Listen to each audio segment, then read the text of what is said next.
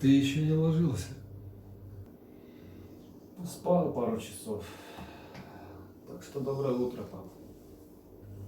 Доброе.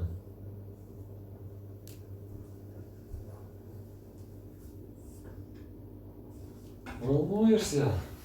Значит, тебе не все равно.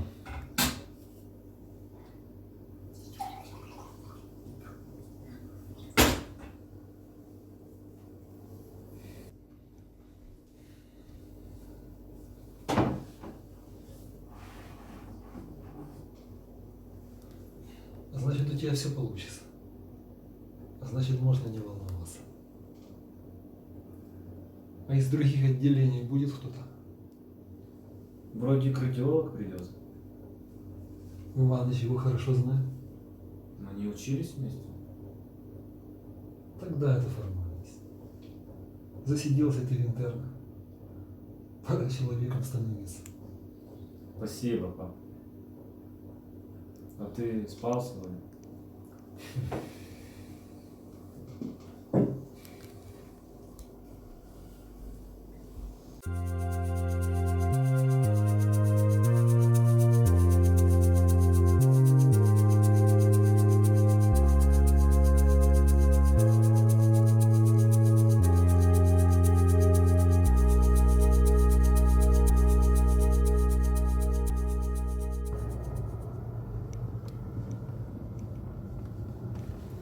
Пускай таможня вас не беспокоит. Вы обеспечьте транспорт. От вас большего не требуется. Жду от вас машину послезавтра. Держите меня в курсе.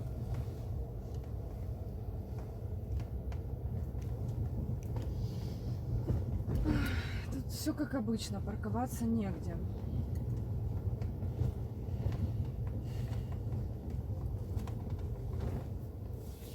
Выходи, я припаркуюсь.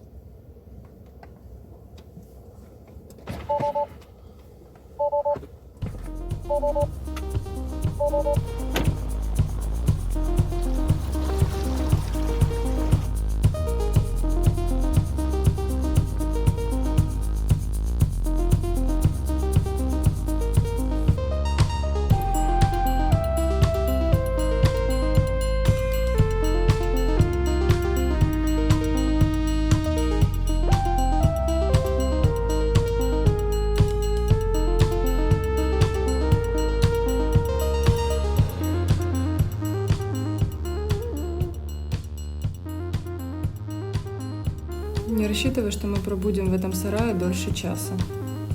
Меня ждут к 8 у Вики. Прикуси язык, пошли.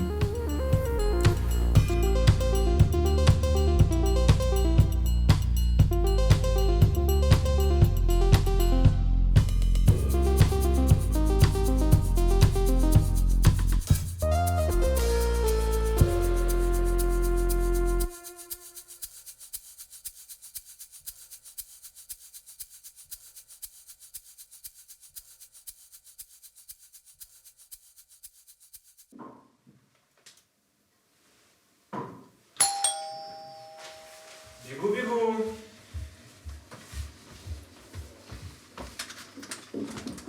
О, ну наконец-то. Мы уже заждались. Проходите, дорогие.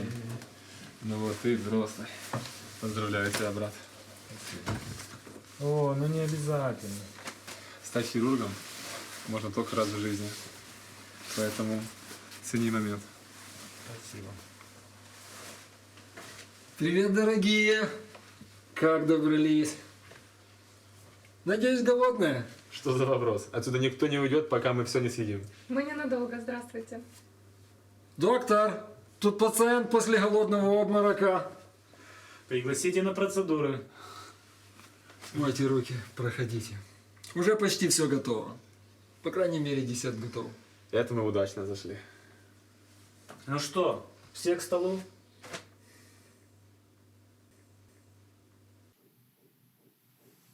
Андрей, я думал, не доживу до этого времени. Пап.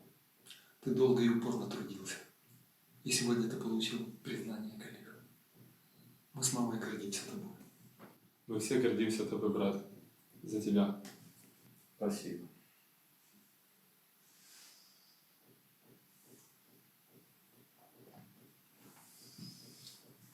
Никто там никуда не уйдет, пока все не съест. Мы уже в процессе. Отец, это блюдо бесподобно? Я соус забыл. Скинь Диане рецепт. Угу. По голубиной почте.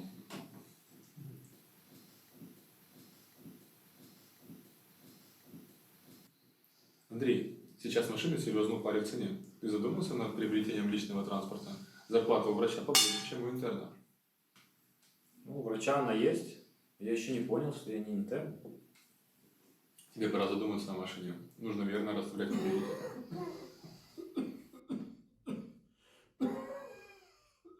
Пойду гляну, как он. Нашел кому советы давать.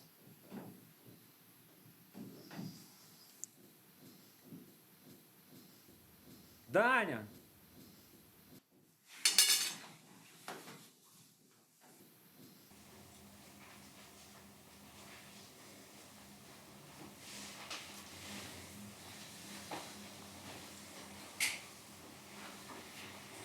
Папа, как ты? Ему нельзя разговаривать. Я соберу вещи. Можешь собрать ему ужин.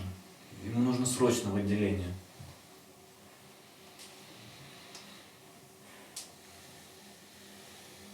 Скорую вызови. У нас дела еще сегодня.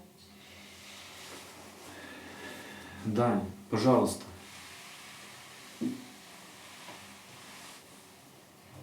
Такси мне вызови.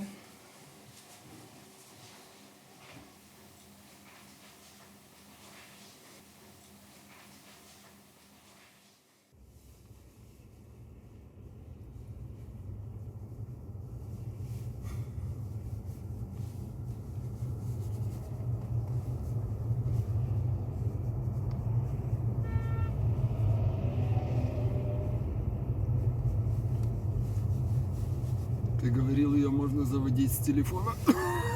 Пап, тебе нельзя разговаривать. Ты звонил дежурному врачу? Нас ждут? Да, КТ тоже вроде работает. Я хочу оставить квартиру Андрею. Вы поняли? Да, отец. Андрей, ты понял? Да.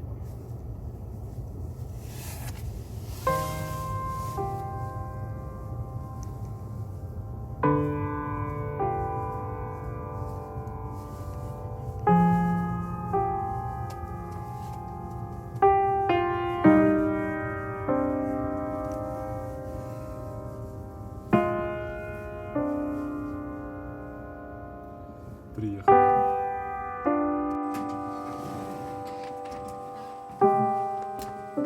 Посидите здесь, я схожу за Ивановичем.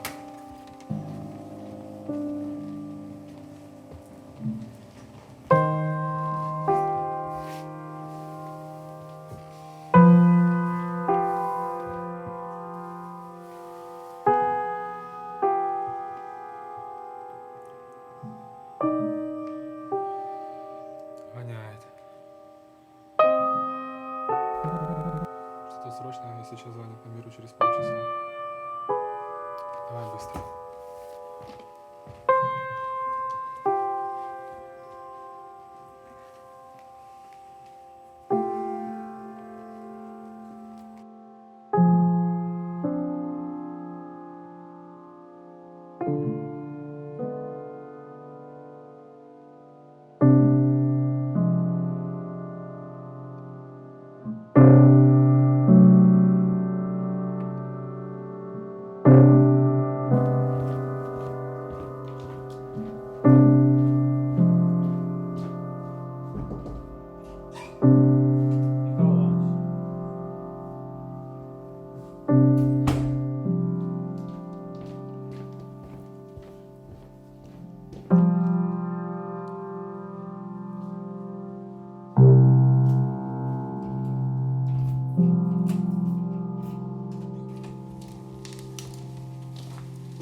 Помогаем папе сесть и снять верхнюю одежду.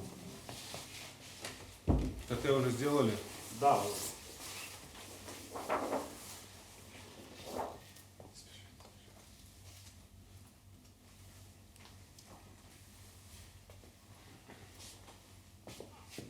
Ваши. Михаил Иванович, будем знакомы. Присаживайтесь.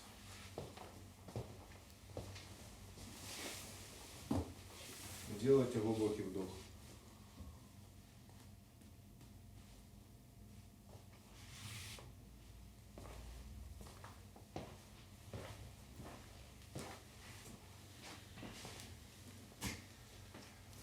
Завтра в 9 утра мы вас прооперируем. Отдыхайте.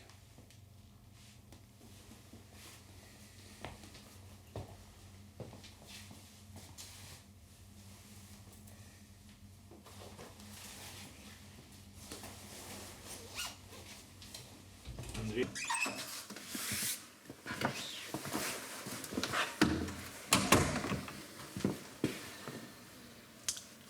Я хочу оставить квартиру Андрею. Ты говорил, мы поняли.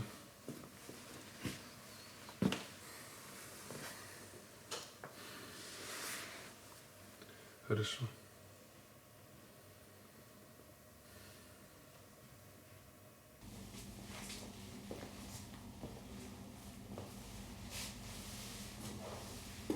У тебя первый пациент.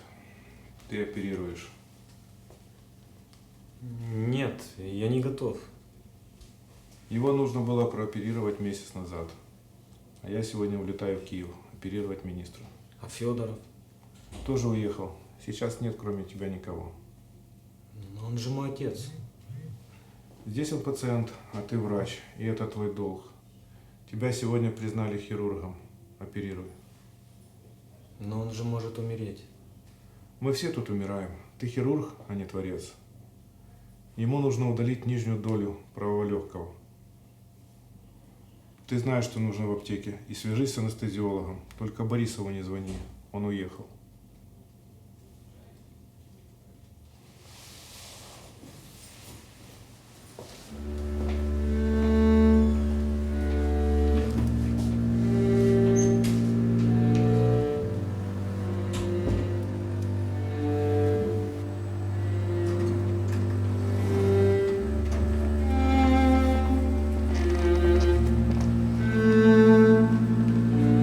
Он будет оперировать? В смысле? Он улетает на операцию. Сейчас я напишу список, чтобы купить в аптеке.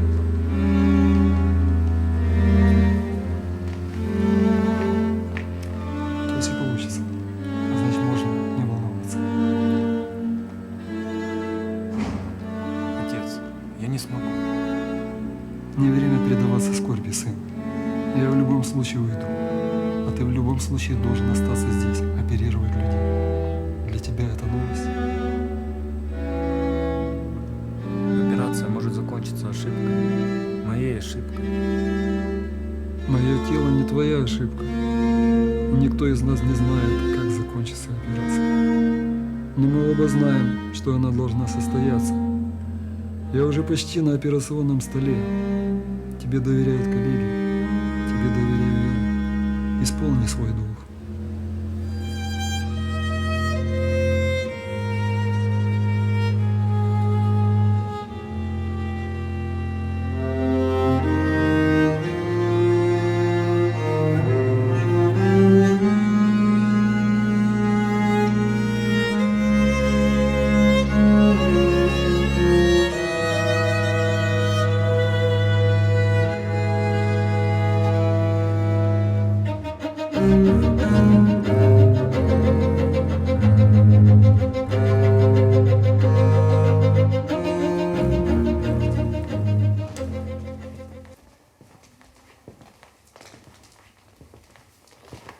Как все прошло?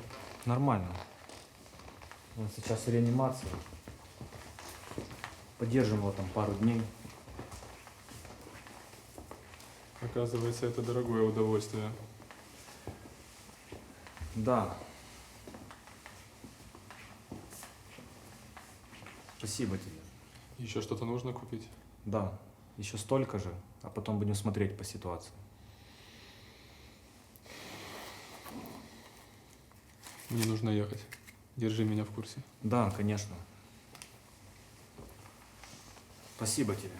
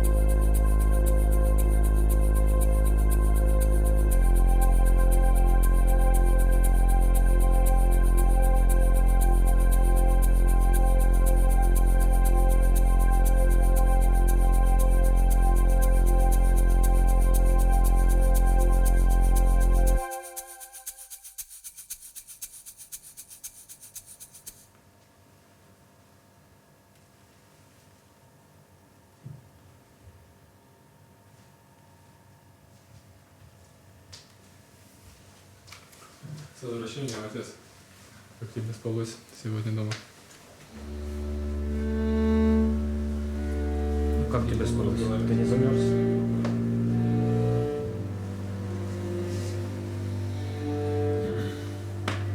Да, не значит, нормально. Отец? Отец?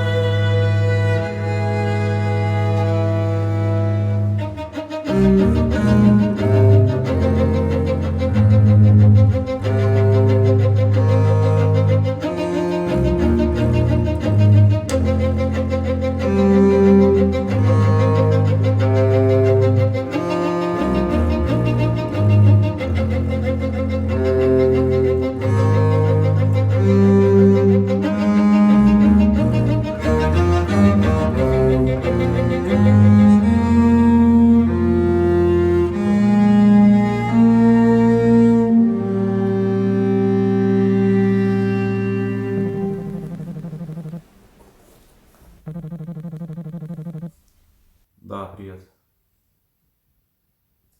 Мы утром виделись. Что-то срочное? Я не буду писать отказ от наследства. У тебя есть адвокат? Отец просил тебя, ты обещал. Но ты не можешь так поступить. Предлагаю увидеться на выходных. Я буду с юристом. В пятницу Да. напишу, где и когда. Подготовься. До связи.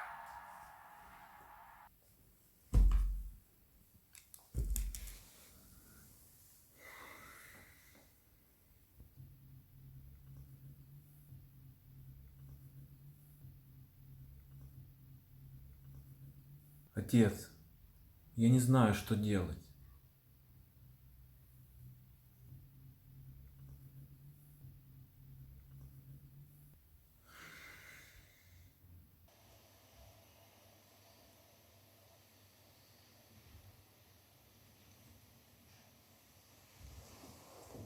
Ну вот и все. А ты боялся. Никуда не выходи я сейчас.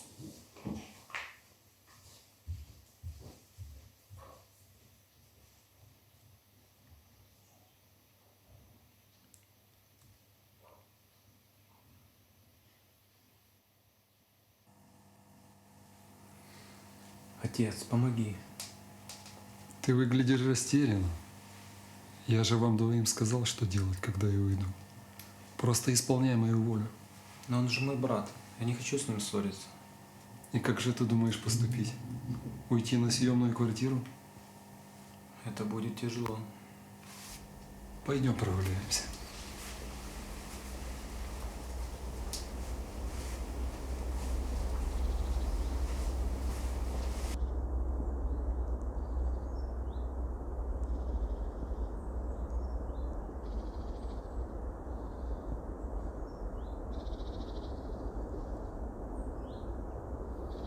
Отец, я не знаю, что делать.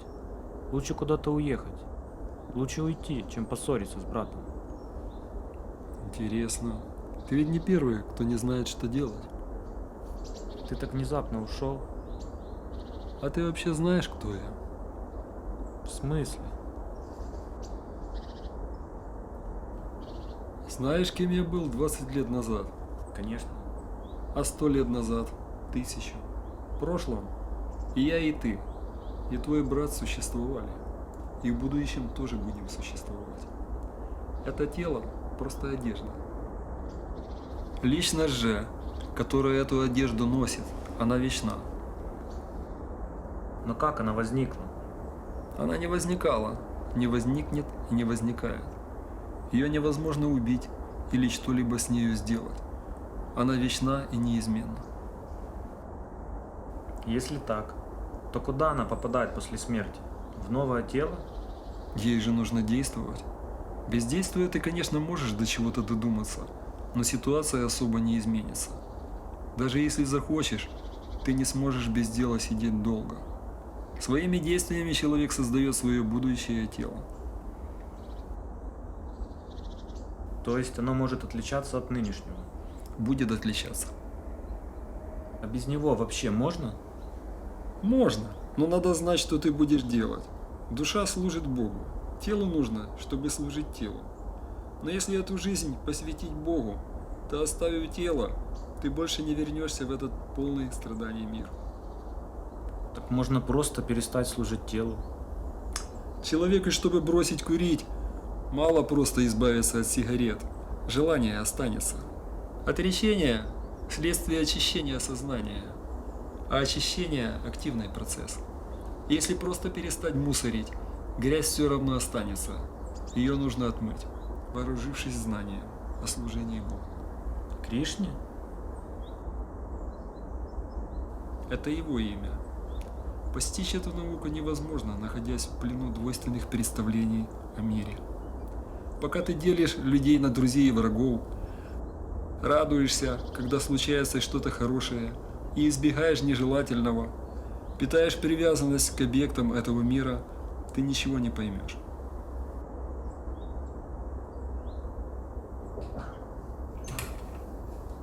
Разрешите, Михаил? Заходи.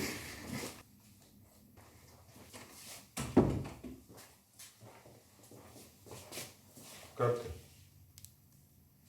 Садись.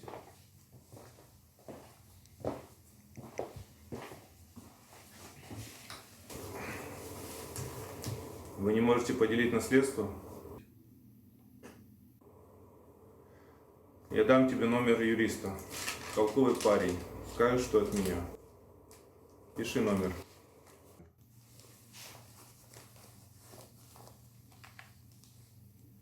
Ноль 93 546 84 31.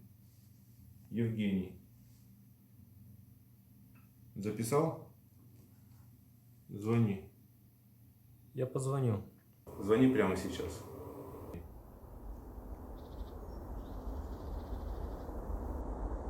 Отец, я сомневаюсь. Сомнение – результат привязанности. Как избавиться от сомнений? Получить более возвышенный опыт. Тогда ты оставишь все свои слабости, так как для юноши утратили ценность его детские игрушки. Как узнать такого человека? У него нет зависти, злобы или привязанности к кому-либо или к чему-либо. И все же он исполняет свой долг, так как знает, что его цель – постичь Бога и подать пример окружающим. Он не зависит от успеха или неудачи и всегда контролирует свои чувства. Все, что он делает ради Кришны. Только такой человек может открыть тебе эту науку.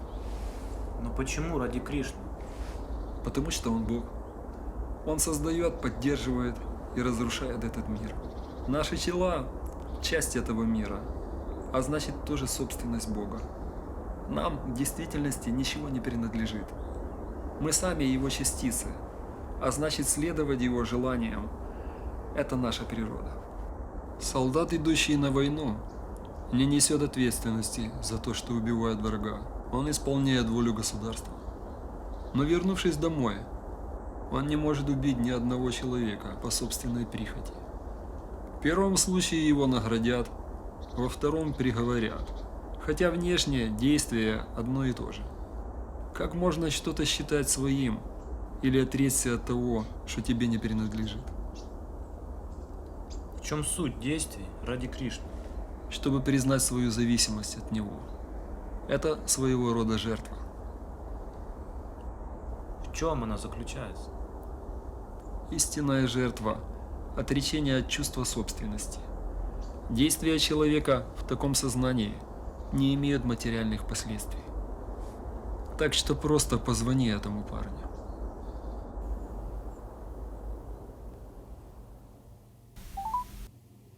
У аппарата.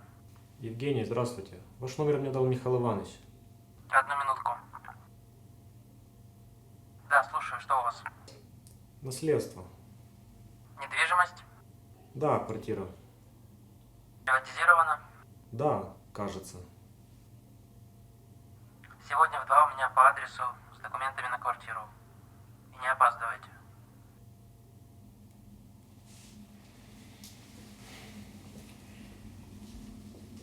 Все, что он тебе скажет, ты должен сделать. Понял? Сегодня ты свободен. Реши этот вопрос, не откладывай.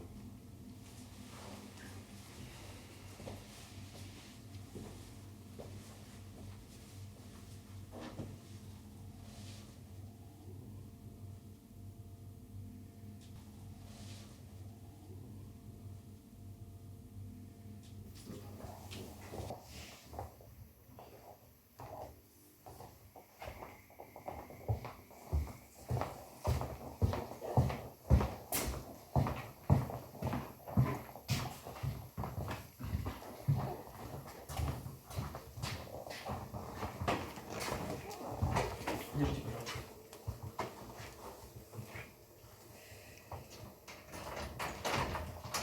Вы опоздали. Евгений? Женя, идемте.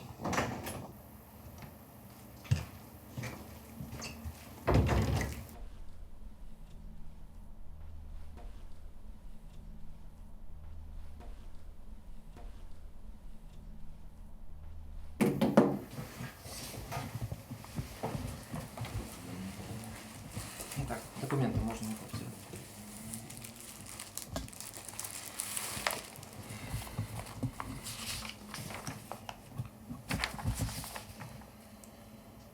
В квартире прописаны только вы и отец. Да. С кем конфликт? Со старшим братом.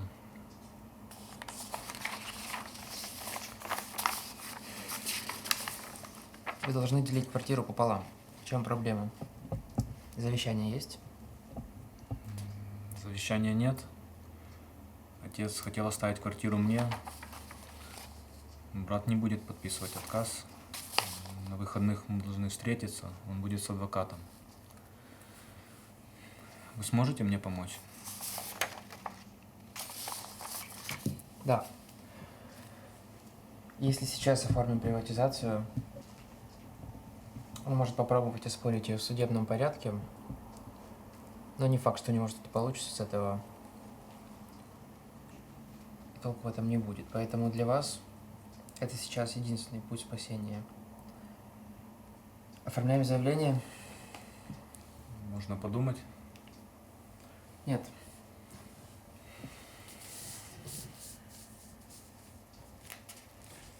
Я наберу вас в пятницу. Сообщите мне место и время встречи. Пока что до этого времени документы побудут у меня. Алло, да, день добрый. Мне нужен Александр Николаевич. Могу идти? Да, срочно. Алло, да, здравствуйте. Нужна ваша помощь? Да.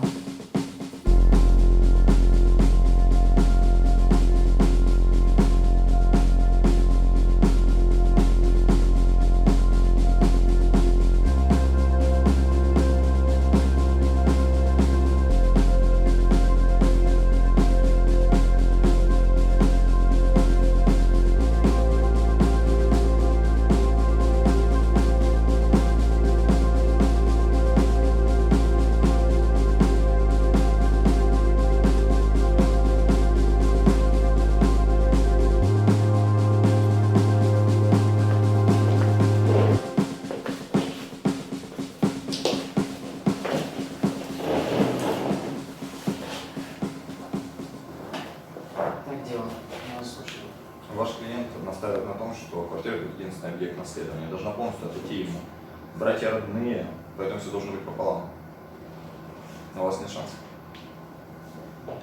Есть же устная договоренность между братьями. Впервые слышу. Значит так, мой клиент не будет отказываться от наследования. Он полностью оплатил лечение отца, и там довольно внушительная сумма. Какие ваши предложения? Он покупает Андрею машину и наследует квартиру. В наследовании нет смысла, собственно, каким в отказе-то на него. Это копия акта о приватизации квартиры, собственником которой является Андрей. К слову, в случае иска с вашей стороны могут всплыть любопытные подробности ведения бизнеса Даниилом, в том числе и налоговые, последних 2 лет. Рекомендую тщательнее обдумать ваши предложения.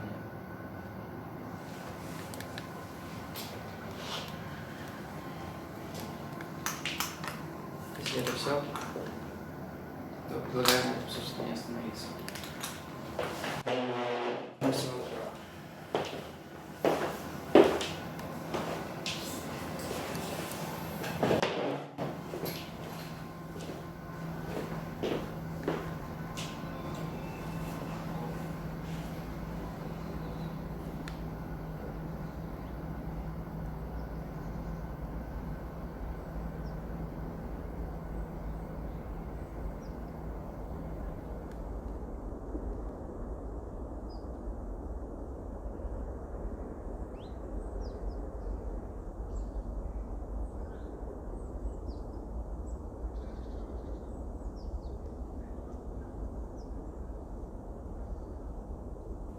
Евгений, спасибо вам.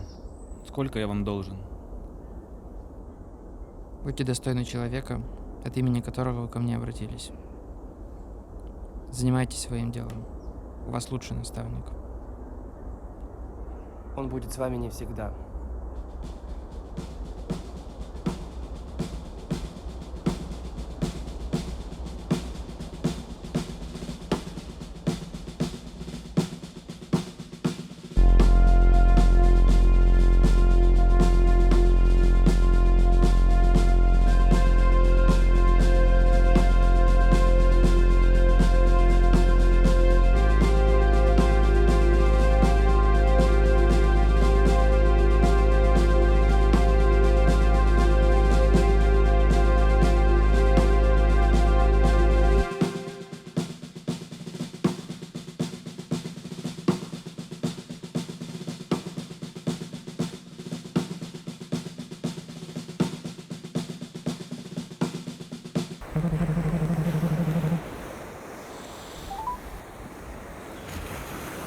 Я написал отказ.